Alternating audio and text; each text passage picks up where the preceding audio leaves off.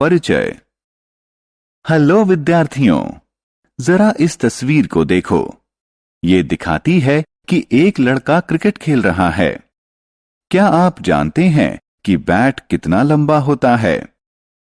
हम अपने दांत साफ करने के लिए टूथब्रश का इस्तेमाल करते हैं। क्या आप जानते हैं कि टूथब्रश कितना लंबा होता है? आइए आज ये जानें कि अलग अलग चीजों की लंबाई कैसे मापी जाती है। आओ सीखें। चीजों की लंबाई जान पाना। पैमाने की मदद से लंबाई को मापना। लंबाई।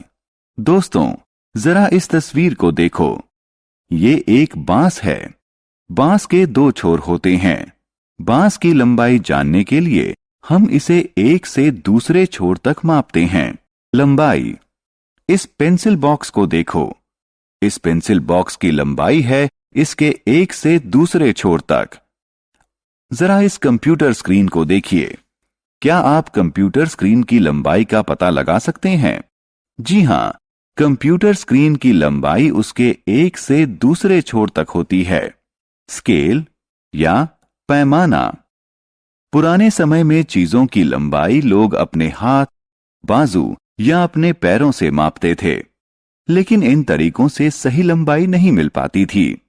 बाद में पैमाने और मेजरिंग टेप का इस्तेमाल किया गया ताकि चीजों की सही लंबाई जानी जा सके। जरा इस तस्वीर को देखिए। ये एक रूलर है जिसे पैमाना भी कहा जाता है। इसका इस्तेमाल pencil, pencil box, eraser, photo frame और आईने जैसी छोटी चीजों की लंबाई मापने के लिए किया जाता है। पैमाने का इस्तेमाल। जरा इस पैमाने को देखिए। इसके किनारे पर कई विभाजन हैं। हर विभाजन 1 सेंटीमीटर के बराबर है। ये संख्याएं 0 से 15 तक लिखी हैं। 0 से 5 तक का मतलब है 5 सेंटीमीटर। 0 से 11 तक का मतलब है 11 सेंटीमीटर। 0 से 15 तक का मतलब है 15 सेंटीमीटर। मापन 1। क्या आप जानते हैं कि पैमाने की मदद से किसी माचिस की लंबाई कैसे मापी जाती है? माचिस को पैमाने के नजदीक रख दीजिए और इसका एक छोर 0 पर होना चाहिए। माचिस के दूसरे छोर पर लिखी संख्या को पढ़िए। ये संख्या है 5। इसलिए माचिस 5 सेंटीमीटर लंबी है। मापन। आइए अब एक पेंसिल शार्पनर को मापते हैं।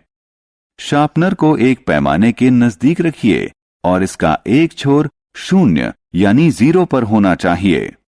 शार्पनर का दूसरा छोर 3 पर है, इसलिए इस शार्पनर की लंबाई 3 सेंटीमीटर है। हमने क्या चर्चा की?